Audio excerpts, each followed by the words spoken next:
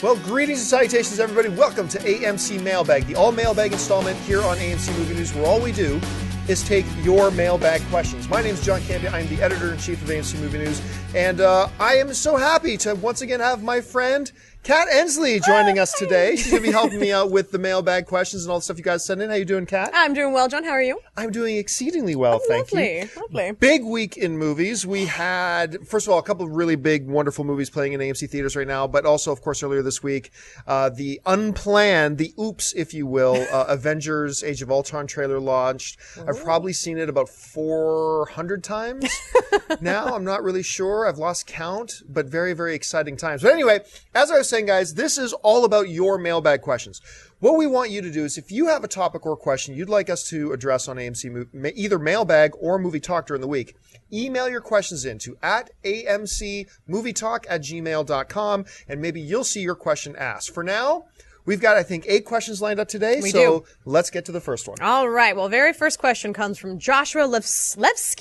He writes, "Hello, AMC Movie Talk. With Interstellar coming to theaters in about 3 weeks, what are your thoughts on space-based movies being released during Oscar season? Personally, I loved Gravity, and Interstellar looks awesome and could be one of Nolan's best films. Ever since Star Wars, I love space movies. So with Oscar-caliber movies like Gravity in 2013, Interstellar in 2014, and The Martian in 2015, do you like this relatively new trend? Thanks, and keep up the great work." Thanks a lot for the question. Couple of interesting points you raised. First thing I would mention is, let's not jump too quickly to call it a trend. There are anywhere between 600 to 900 films produced each year, both big major release and small indie, and things that could qualify for Oscars. I don't know that 3 space movies necessarily constitute a trend yet. The other part of your question is, let's not get ahead of ourselves with The Martian. And look, I know a lot of people still want to give the huge benefit of the doubt to Ridley Scott. For a very, very long time, I was one of these guys where, hey, if Ridley Scott's attached, then you give it the benefit of the doubt. Yeah. It's probably going to be good. It's probably going to be awesome. Ridley Scott doesn't get that ananymore with me. No. He has dropped the ball a number of times. That atrocious Robin Hood movie he did, oh dear Lord, was just terrible. It was one of the worst 2 hours in the theater ever. What was it called? The Counselor he just did with Michael Fassbender and a wonderful, amazing cast. Brilliant cast. Like that cast has Oscar written all over it. Totally dropped the ball. I was one of these guys. I know some people on AMC Movie News crew liked the aliens, Prometheus. Really liked Prometheus. I did not. I was really disappointed with Prometheus. I liked it. There are a lot of people who do. I mean, I like Michael Fassbender. But for me, it's been the last time I really liked a Ridley Scott film was Gladiator. I mean, that's the last time I really liked one of his films, and that's getting to be a long time ago. Yeah. So let's not say that The Martian is going to be, although I gotta say, I love the sound of The Martian. Yeah. It's got a great cast. They just, on top of Matt Damon, they got Jessica Chastain. They just added Sean Bean to it as well, which automatically means he will probably die because that's what Sean Bean does in movies. Yeah, I don't think he's ever survived. But so look, I'm excited about it, but who would have ever thought, I think I said this on Movie Talk earlier this week, who would have ever thought that the day would come where I would say, the only thing that makes me nervous about this movie is the fact that Ridley Scott's directing it. Who would have ever thought I'd be... So, fingers crossed. I hope he makes a huge resurgence because I love Ridley Scott. I want to get back to the glory days of Ridley Scott. I hope he knocks it out of the park. You're speaking to my heart because I love space movies. Star Wars, my affinity for that, all that kind of stuff. So I'm with you. I hope to see sci-fi kind of sneak its way back in, because remember, Gravity wasn't a sci-fi film, but Interstellar is a sci-fi film. I would love to see sci-fi, especially space-based sci-fi, start to sneak their way into the Oscar discussions every year. Yeah. That would be cool, but I just don't think we're there yet. So do you think that that it's actually going to be something like, with all these space age movies that are coming out and everything that's going on with Oscars, that they're going to be nominated for more of like the technical awards? Or do you think that things like Interstellar with, Matthew McConaughey and everyone who's so great in it, do you think that now they're going to be gearing more towards like the actors instead of just the technology? Well, let's put it this way. If you continue to get directors like Cuarón for Gravity, if you continue to get directors like Christopher Nolan, if you could continue to get directors like Ridley Scott producing high caliber space kind of movies, Interstellar could be the one that makes the sci-fi films sneak into those Oscar discussions that are not just technical. Yeah. And so if Interstellar knocks it out of the park, doesn't even have to win Oscars, but if it gets in the Oscar discussion, and then if The Martian comes out and fulfills and lives up to its potential, then I think it opens more doors later for space-based and maybe even sci-fi-based films to be taken more seriously in consideration for those films other than just technical. So here's hoping. Here's hoping. All right, what's next? All right, next question comes from Duncan. He writes, "Hey AMC, I've been following your YouTube broadcast for a while now because I enjoy the unbiased coverage of movie news. Woo-hoo. Often on your show, the question, what film would you like to see a sequel to, comes up. I happen to like Swordfish starring Hugh Jackman. There was some awesome action and it was left wide open for a follow-up. It didn't set any box office records, admittedly, but it was rated R in your American rating system. Any opinions?" Okay, I didn't like Swordfish. You didn't? I loved Swordfish. Yeah. I lived for that soul patch on John Travolta. It's crazy because I remember when it came out, I mean, it's like, holy crap, Wolverine is doing a movie because we were all excited about that. And Halle Berry was going to show her boobies, and that was very exciting for all of us, nice. Guys. But I will say this, I didn't hate the movie either. It was first of all, it was a very cool cast. Yeah. Really, really cool cast. And one of my favorite stories coming out, although to be honest with you, now I can't remember if it was either Hugh Jackman or if it was John Travolta. But the story got told, Halle Berry did her very first topless scene in Swordfish. And it wasn't even supposed to happen. And it was such a gratuitous shot, too. Yeah, like she's got the sunscreen up, and then a guy starts talking to her, she drops it, and she doesn't have a bikini top on. She's just naked top. She's topless. And I remember the story. It was, I think it was Hugh Jackman, but it might have been John Travolta. But Halle Berry tells a story about how she wasn't going to do it topless. There was no plan for her to do it topless. And it was either Jackman or Travolta talked her into it. They pulled it, on the day, pulled her aside, said, look, can you imagine, no one's going to be expecting this and you do it. It's going to get everybody buzzed and psyched. They're like, oh my gosh, Halle Berry's doing something so blah, blah, blah. She goes, and she says something along the lines of, I did what I often have done in my life. Let a man talk me into something I know I shouldn't have done. Oh. and she says it with a laugh. Right? Yeah. She says it with a laugh. One of my favorite stories. Yes, they did leave it wide open for a sequel. It didn't, run rampant at the box office, though.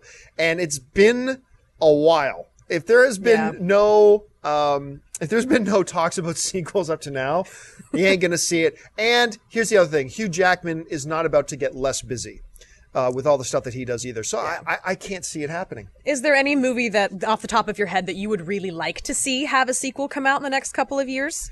Well, I mean, I always go back to the one I always go back to that I'm always clamoring for, the one I want a sequel to so badly, especially if I'm limiting it to films that probably aren't going to get a sequel. Yes. The one I really desperately, badly, wholeheartedly want to see is Mystery Men 2. Mystery Men. You remind me a lot of Jeannie Garofalo, too. Hey, thanks. I'll take it. The bowler. So, I mean, that's the one for me. So I understand your passion. You got that film. For you, it's Swordfish. For me, it's Mystery Men. And by the way, I don't like Swordfish. A lot of people don't like Mystery Men, which confounds me. I love that movie, but that's one I'd like to see. Nice. All right, nice. What's next? All right, next we have Super Shanko writes, "Hello, AMC. I'm a fan of the show for the past few months now because of all of the good news I'm received from here. Regarding the recent announcement of WB's upcoming movies, which are so far locked in place, what could be the outcome on the slight chance that Batman vs. Superman underperforms at the box office? Could this end up being a heavy hit for WB and DC with Suicide Squad coming out in later end of the year, along with the confirmed 2017 movies following soon after that? Thanks, and keep up the good work." Okay, let's start off with the second part of your question, because you're asking, okay, if Batman vs. Superman underperforms and takes a big financial hit, could that, be devastating to all these plans that DC has? The answer to that question is absolutely. Look, DC, I have always criticized for having no plan. Yeah. I've always criticized them for being reactionary. So they don't. And the other big thing I've always said about DC in the past, their films, has been they don't have confidence in their films. So instead of making Green Lantern and then planning Green Lantern 2 and 3, they had no confidence in it. And as it turns out, fairly good reason not to have a lot of confidence. Yeah. But, they put out Man of Steel, and they were very trigger shy about even talking about a follow-up to Man of Steel. They wanted to see how the opening weekend box office numbers were. Yeah. And then, so they've been very reactionary, non-committal to making a plan, and kind of just going with the tides. And that's been frustrating. Now, They got in a new boss. A new sheriff is in town over at Warner Brothers by the name of Kevin Tsujihara. Ooh, and what a name. Tsujihara has been changing the culture at WB a lot. And he has been all in. He's all in with their DC comic book properties, like completely. And that's why you're starting to see now, let's not wait to see how Batman vs. Superman does. Let's announce not just a sequel, let's announce 9 more films on top of that. Why not? So that's the kind of thing. Now, but it takes a while. That whole reactionary mindset is so dug deep in the culture there, especially when it comes to their DC films, that if Batman vs. Superman was a major bomb, I think you would see changes. I mean, it's great. We said this before. It's great that DC came out and made all these announcements and we're going to have a Wonder Woman movie. We're going to have a Cyborg movie. We're going to have a new Green Lantern. We're going to have all this kind of stuff. That's great. But until, what did Miri say the other day? Until the catering trucks show up, it's not a movie. Yeah. Yeah. Until they actually start shooting it, it's great to say they got these plans, but if Batman vs. Superman bombs, you're going to see plans change and change fast. Yeah. But let's go to the first part. Let's go to that whole underlying assumption. What if Batman vs. Superman bombs? Batman vs. Superman. Look, I'm going to tell you this right now. Batman vs. Superman could be a 2-hour film of Zack Snyder standing on a sidewalk with his wiener out, pissing on a guy dressed in a Wolverine costume for 2 hours. And that movie is still going to make $200 million worldwide. That movie is going to make $200 million worldwide. Yeah. Everybody is going to go see Batman versus Superman. Yeah. We have just been waiting for too long. I've been waiting, like, a lot of people like me who are close to my age at least, you remember reading The Dark Knight Returns for the first time. Greatest, in my opinion anyway, my favorite graphic novel of all time. Ever since you read that fight scene between Batman and Superman at the end with that whole, I want you to remember, Clark, my hand at your throat. I want you to remember the one man who beat you. Yeah. Ever since that was like 20 plus years ago. All I have wanted is Batman versus Superman. Warner Brothers has known forever that people have wanted, because when you watch that, mediocre Will Smith movie, I Am Legend, as he's walking through downtown, you see the giant abandoned movie poster, Batman versus Superman. Yes, Warner Brothers has known forever that people want this.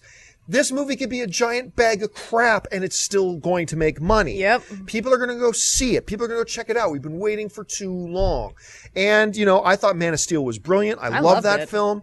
So, okay, if it was a big financial bomb, would it affect DC's plans? Would it cripple them? Would it damage them? Would it hurt them? Yes. But that ain't happening. This movie is not going to be a disappointment financially anyway. Do you think even the Affleck haters are going to come out and give their support? Because I know there's a lot of people out there who are going, Ben Affleck is Batman. What is this crap? Yeah, I remember I was like one of the only guys online who was like, as soon as they cast Batman, I got online, me and John Schnepp made a video, and I said, this move is brilliant. I said, this is a brilliant casting move. But it's going to be the same thing. 2 things to keep in mind, though. Those Affleck haters are being converted. Like, the more time that goes on, they're realizing this guy is a different actor than he was 12 years ago. Oh, my gosh. So different. This guy is now... Wait, David Fincher went out and recruited Ben Affleck to be in... David Fincher wanted Ben Affleck to lead his movie? And, oh, look, he's awesome in Gone Girl. Haven't seen it yet. And now, Ben Affleck, they're realizing he's going to physically be the biggest Batman we've ever had. Yep. But it's going to be a lot like... Remember all the people who hated on the whole idea of playing Joker... Heath Ledger playing Joker, right? May you rest. Even the people who were really against that at first... Then they saw it. Well, even before they saw it, the fact that they still went to go see it. Yep. Because they wanted to see Batman. They want to see that movie. They want to see the Joker. And even though they were very hesitant and skeptical about Heath Ledger's Joker, they still went to go see it and give it a shot. And they all got proven wrong. Yeah, and they all got proven wrong. It's one of the best performances in the last 10 years, in my opinion. And so now we got the same thing. I think a lot of these people who are really angry about, the people who are most angry about Ben Affleck's casting are people who are passionate about Batman. Yep. So even though they were angry about his casting, and I think most of them have been coming around. Yeah. But they're passionate about Batman, so even though some of them are still going to be mad about his casting, they're still going to show up and see it. Yep. And then it's up to Ben. Then Ben may turn in a crappy performance. He may give us the greatest Batman we've ever had. But they are going to show up and give him a shot. I agree. All right, what's next? Next, Chris writes, with James Wan coming back to direct The Conjuring 2, are you more excited about the movie than before? You know, it's so funny. Earlier this week on AMC Movie Talk, we were talking about this, and the news came out that they were delaying The Conjuring 2 until 2016. And we're all like, that's a terrible idea. It was coming out Halloween for 2015. Perfect. Why would you move The Conjuring 2 off of this prime Halloween date? It wasn't right on Halloween, but a few days before Halloween. Why would you move it out of the Halloween season, push it to 2016? This is dumb. And then the next day, because they got James Wan back. And he's busy right now doing Fantastic Four. He's busy right now doing Fast and the Furious. Yeah. Another FF movie. He's busy doing that, and they decided, hey, we can get him back, but we got to delay it.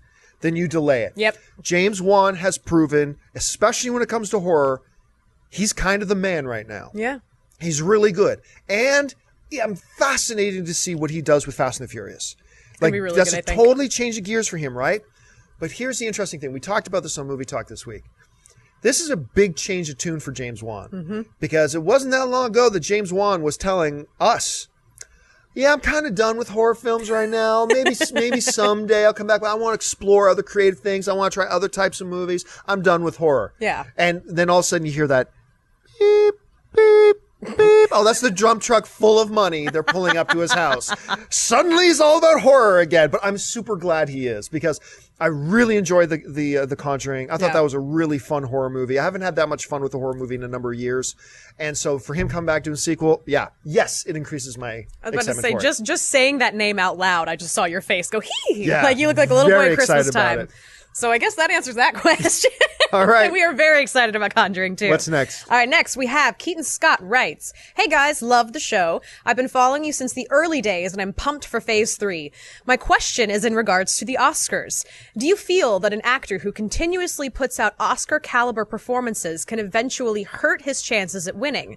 It just seems like whenever DiCaprio or Hanks are great, people just kind of expect it. And while they get nominations because they didn't perform even higher than expected and surprise us like Jamie Foxx and Ray or Matthew McConaughey in Dallas Buyers Club, they never win. Your thoughts? Yeah, it is an interesting question. Like, does a guy like Tom Hanks, who has won Oscars, 2 back to back, but it's been a long time now, by winning those Oscars, our expectations for Tom Hanks's performances are so high. Yep. The question is, does having that high expectation on your performance hurt your chances of actually winning the Oscar? And why you brought up a great example with Tom Hanks, and who was the other one he mentioned? And Leo DiCaprio. Leo DiCaprio, yep. You know, our expectations are so high for a guy like Tom Hanks and Leo DiCaprio when they go into these films that, you know, it's a fair question to ask. Could that hurt them? But I don't think it does. Honestly, you know, we've talked about this about Leonardo DiCaprio a number of times on AMC Movie Talk. The fact of the matter is, he is one of my favorite actors going today. He's the man. He's amazing. But as I sit down, this is just me personally, as I sit down and look at all the years that he was nominated for Best Actor, there's not one year where I disagree with who actually won instead of him. I'm 100% behind you on that. You know, and that's why, to me, the Oscars are so amazing. Yep. Because it is like the most difficult prize to win. Because you can't just be great. Nope. You have to be great and just cross your fingers that somebody else out there wasn't just a little bit greater. You know, and that's why it's so tough. It's the same thing with Tom Hanks.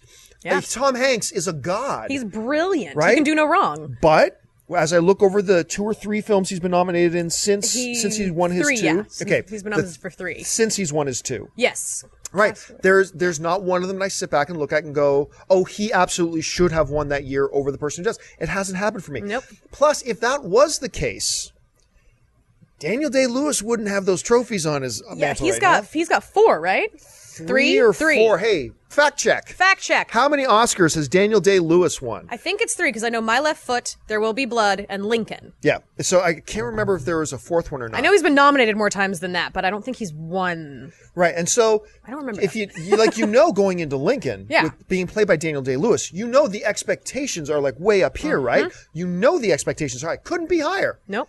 And he won the Academy Award. For me, it's with that movie especially was when because I sit in films and I watch the actors and, you know, thinking like, oh my gosh, Matthew McConaughey is so brilliant in this movie. I was watching Lincoln and I forgot it was Daniel Day-Lewis. And it was How many? 3? Okay, Ray tells us that it is indeed 3. So Nominated 5 times. 5 nominated nominations. 5, Yep. 3 wins. I mean, that's a hell of a track record. Yeah, I mean, Meryl Streep's been nominated 19 times and has only won 3 times. But that's so funny. It's like She's the only biggest Oscar one. loser. Only won 3. Yeah, no, gosh, you know who's lost more Oscars than I think anybody? I think maybe John Williams. I'd be curious how, because he's got some trophies, but got a he's like lot of nominated. I think he might be nominated 3 times every year. At least. It's just crazy. All right, what do we got? What's next? All right, next. Daniel Ferreira writes, "Hey guys, I've been a loyal fan for years now, and with an attention span like mine, that is saying something. My question is about X-Men Days of Future Past. The storyline has Trask, Peter Dinklage, trying to build Sentinels from Mystique's powers so that they can adapt to any mutant powers. The thing is, Mystique doesn't have the power to copy powers, only to look like the individual. So what are your thoughts on this?" It's a great question. We're getting into sweaty nerd territory here, so buckle up and come along with me. Yes, you're absolutely right. Mystique, if Mystique had the ability to just be around somebody, mimic their power, she would, within a day or two, she'd be the most powerful mutant in the world. Yeah. But remember, that's not what Trask was after. The single thing Trask was after out of Mystique was that her cell's abilities to adapt. Now, she only had the ability to adapt to appearance, but that basic ability is what Trask was able to take from her and then adapt her ability for adaptation, right? So the whole point that her cells could change and manipulate to suit a new environment. She needs to look like this guy. She needs to look like this girl. She needs to look like this. And her cells could change and adapt. He needed that core ability to then, because remember, he was getting the powers from a lot of the other mutants. Remember, he was experimenting and dissecting and killing all those other mutants. Remember those horrific shots we saw, like those morgue shots? Terrible. Especially the Azazel one was very Covering disturbing. my eyes, I don't like it. I was hoping Azazel was actually going to be in the new one, but he wasn't there. So, yeah, Trask was simply getting that ability so he could put it into his Sentinels, and then you then adapt that adaptation to not just mimic appearance, but mimic abilities and powers. But he needed that core thing from her first. And he says that once. He goes, the cell's ability to adapt is like the one thing he couldn't synthesize. He couldn't make that one up. So once he got it, then he was able to manipulate it, change it, that ability, but he needed it to start with. So that's my sweaty nerd thing. So he's adapting the ability to adapt. Exactly. Excellent. And just expanding its realm of what it can do. Yeah. Instead of just appearance, now if it encounters fire, it can mimic now fire. It can adapt to that. So Can this be like real technology, please? Can I actually have this? Because that would be amazing. all right, what's next? All right, next. Is this our last one? No, we have Okay, 2 more. 2 more to go. Okay. All right, number 1 Yankee fan writes, "Hello, sons of AMC. Love your show, and I watch every day. I always hear you guys bringing up Star Wars, Indiana Jones, and The Dark Knight, but I never really hear you guys talk a lot about Lord of the Rings. I'm just curious about your overall impression of, in my opinion, the greatest trilogy of all time, and where does it rank among your favorite movies? I would love to hear your opinions. Thanks, and have a great day." Well, thank you so much for the email. Okay, I gotta say this first. If you have not heard me talk a lot about Lord of the Rings, you haven't watched me for long, because I love Lord of the Rings. As a matter of fact, a lot of people argue with me, but hear me out. I make the argument that the third Lord of the Rings film, what's the name of the one? Return of the King. That won the Oscar. Won 11 Oscars. That Return of the King, I contend that when you take all the disciplines that go into making a film, direction, screenwriting, cinematography, acting, special effects, costumes, sound design, sound editing, when you take everything that goes into make all the various disciplines, I contend that Lord of the Rings Return of the King is the single greatest achievement in cinematic history. I think you would have a very, very hard time presenting to me a film that does all the disciplines as well in one package. Because remember, not only was it a great dramatic film, but it's also then going into the action, the adventure, the choreography, the visual effects, all that kind of stuff, all packaged in there. It's an incredible feat. I love The Lord of the Rings. But let's hold your horses when talking about it being the greatest trilogy.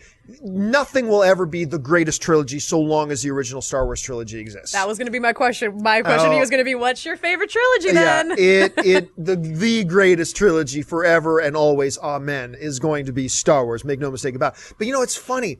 There are, with how many people and all of us do this, talk about how sequels always suck or the third parts of movies always suck.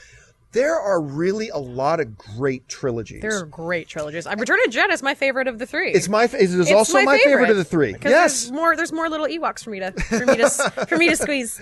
And it's funny because somebody brought up the question with me a couple of years ago about when The Dark Knight Rises came out. Mm-hmm. And said, John, does this make The Dark Knight Rises the greatest trilogy of all time, or The Dark Knight trilogy the greatest of all time? And it was when that question was asked, I realized just how many great trilogies. Because I said to the person who asked me, I said, oddly enough, I don't even know if it's in the top 5 of great trilogies. Think about it. Ooh, okay. You've got, and I'm not saying it's not, but think about this. Yeah. You've got the Godfather trilogy. Mm-hmm. A lot of people poo-poo on the third one, but they totally forget that film rightly was nominated for Best Picture of the Year. Mm-hmm. All 3 Godfather movies nominated for Best Picture of the Year. Godfathers 1 and Part 2 are always in the discussion with everybody's serious discussion about amongst the greatest films of all time. Yep. Okay, it's in every single stagecraft book. It's in all of it. Yeah. So you've got Godfather trilogy. Mm-hmm. You've got obviously the Star Wars trilogy. Yep. You've got the Lord of the Rings trilogy. Okay. Everybody forgets about this, but everybody goes, "Oh, how when you say it?" The Toy Story trilogy. Yes, I did. When you actually look at critic ratings, there is no trilogy that each individual film has higher critic ratings than the Toy Story thing. Toy Story 2 is still one of the only films on Rotten Tomatoes that had a major wide release that holds 100% rating. Whew. Very, very few films that had wide releases actually and had more than 2 reviews. Yeah. And then we're talking about like 100 reviews. Hold 100% rating. The Toy Story trilogy has to be taken in consideration. Some people, I don't myself, a lot of people like to mention the Back to the Future trilogy. I was going to say Girl with the Dragon Tattoo, the Swedish version. The Swedish version, right, because we haven't even got a sequel out of the North American version yet. There's that. Some people, not many granted, but the Matrix trilogy. For a lot of people, I think it's just the strength of the first one kind of covers up the mistakes of the second exactly. two. But, I mean, can you guys think of other trilogies that I might be thinking that were really good trilogies? Bourne trilogy. The Bourne trilogy. Oh, the Hannibal Lecter trilogy. The Hannibal films. A lot of people they're fans of those. I don't count the last Indiana Jones. So. We won't count the last Indiana Jones. There you go. The original 3 Indiana Jones films. Exactly. Before Shia LaBeouf came in and ruined it. So then you got the Dark Knight trilogy too. It's like, so I'm not saying it's not in the top 5, but I'm just saying that made me realize, man, there are a lot of really, really good trilogies. There really are. So Lord of the Rings for me, it's in my top 5, but after Star Wars, honestly, I have a difficult time ranking Godfather trilogy, Lord of the Rings trilogy, Toy Story trilogy, and certainly Christopher Nolan's Dark Knight trilogy deserves to be in that conversation as well. So it's like, there are some damn good ones out there. But for me, it's Star Wars forever and always. Amen. There we go. And may the force be with you. All right, what's our last question? Last question is from Jeremy. He writes, love the show. I've been watching for about a year now, and it just makes my day to see you guys get as excited about movies as I do. My question is, have you heard any news about DC Comics doing end credits like Marvel has done with their movies? And if you think they should. I love how Marvel has given us the teasers at the end of the different movies and how they're trying to tie everything together. I sure hope DC will do the same for us, for their universe. Thanks, and bring on some filthy. Well, okay. First of all, I have little doubt that we're probably going to see end credit scenes in the DC movies, mostly because, like, unlike Man of Steel, they didn't know what they were going to do next. Right. You know, a lot of people saying, why didn't they do an end credit scene in Man of Steel? Because they didn't know what they were doing next. You can't just pop something in there when you have absolutely no idea where they're going. And oh my goodness, what was it? Spider-Man 2. Here's a great example. Yeah. The Amazing Spider-Man 2, I should say, the most recent one, right? They didn't have an end credit scene. Why? Because they didn't know yet what they were doing next. And so that's why, in place, halfway through the credits of Spider-Man, all of a sudden, an X-Men Days of Future Past preview comes up and had everybody asking, is Spider-Man crossing over with X-Men? No, they just had to deal with Fox, and since they didn't have an end credit scene of their own, they put in an X-Men credit scene. So that's great and wonderful. But now DC does know what they're doing next and next and next. In theory, they know what's happening next and they know what's happening next. So they can start putting those in. But let's not forget, a lot of people still forget about this. The after credits scene is not a Marvel thing. That's true. Marvel did not come up with this. No. Post-credit scenes have actually been around for a while. Two ones that really come to mind, especially. Number one that everybody loves, the Ferris Bueller's Day Off post-credit scene. It's still one of the best. It is. That they are you still here? Like, really? That was really guys? good. Then, although it wasn't a full, end credit scene, I think it was at the end of the second Star Wars prequel abomination, Attack of the Clones. I think that's the name of the second one. Where the credits roll and then the credits end and it's silence, and then all you hear is Darth Vader's breathing. And everybody in the audience freaks out. So that was great. And there have been other examples as well. So the post-credit scene is not a Marvel thing. It's not owned by Marvel. It's not what they it's been around before, and DC will do it. But when DC does it, I can just hear all the Marvel fanboys, and I'm a Marvel fanboy too. I can just hear all the Marvel fanboys going, DC's copying Marvel. No, it's been around since before Marvel, and it will be around after Marvel and DC. But since now they know what their plan is, I think it would make sense for DC to do that. Yeah, that's always part of my favorite part about going to see some of the Marvel films is like going to the end and being like, oh, what are they going to show us? Yeah, and sometimes it's awesome. And sometimes it's horrible. And sometimes, like at the end of Guardians of the Galaxy, it was a waste of time to sit around and wait. You know, you can watch your favorite Avengers eating some noodles. I love shawarma. Shawarma. I loved the shawarma scene. I loved it so much. True story. A lot of people forget that shawarma scene. They shot that scene. That was an afterthought. Like 2 weeks before the movie came out. I love it. They just happened to have everybody in LA, and they're like, you want to pull everybody together and just shoot them eating something in the shawarma and place? It's just completely silent and just and they just pulled everybody together. Perfect. Got Thor, got Chris Hemsworth to put on the Thor suit, whatever, and they shot it. And like with 2 weeks until the movie opened, they put that in. That was incredible. All right, folks, that will do it for us for this installment of AMC Mailbag. Thanks a lot for joining us. Once again, let me remind you, if you want to see your question on our show, you can email it in to @amcmovietalk@gmail.com. Now, we do get like thousands of questions every week. So don't take it personally if you don't see yours on there. But if you want to take a shot at it, send it on in. Maybe you'll see it on the show. I want to thank, of course, Kat Ensley for joining me today. Thanks so much, Kat. Hey, Kat, where can people find you online? You guys can find me on Twitter and on Instagram, just @Kat Ensley. Just very simple. I'm so excited. This was so much fun. I'm glad to be back. And you will be back again tomorrow. I will be back again tomorrow. And don't forget, guys, lots of great films playing at AMC Theaters right now. Head on over to www.amctheaters.com for all your theater showtime and, of course, your movie ticket information. If you want an audio-only version of the show, look in the description of this video and you'll find a link to our podcast feed. And don't forget to click the thumbs up and share this video around to everybody and make sure they subscribe to the AMC Movie News YouTube channel. You can find me on all the various social media networks, Instagram, Facebook, Twitter, whatever, @John Campea. So that'll do it for us, guys. My name's John Campea for AMC Movie News. Until next time, bye-bye.